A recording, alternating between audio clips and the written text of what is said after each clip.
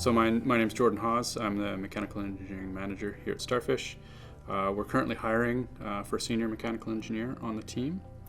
I'm looking for somebody who's got some experience in the industry, so medical device development experience, and somebody that brings some passion to the role, likes to see their ideas come to fruition, and has a good mix of practical sort of hands-on experience as well as the theoretical engineering and documentation experience.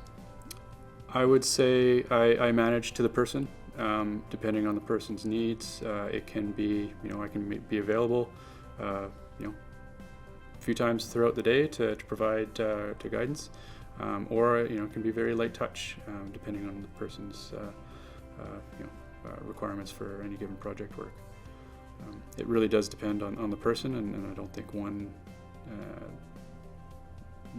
type fits everybody. So I try to adapt for the individual. My non-work passion or hobby, anything where I get my hands dirty, whether it's working on cars or motorcycles or building furniture, woodworking. Getting in my shop and getting my hands dirty is what drives me on the weekends.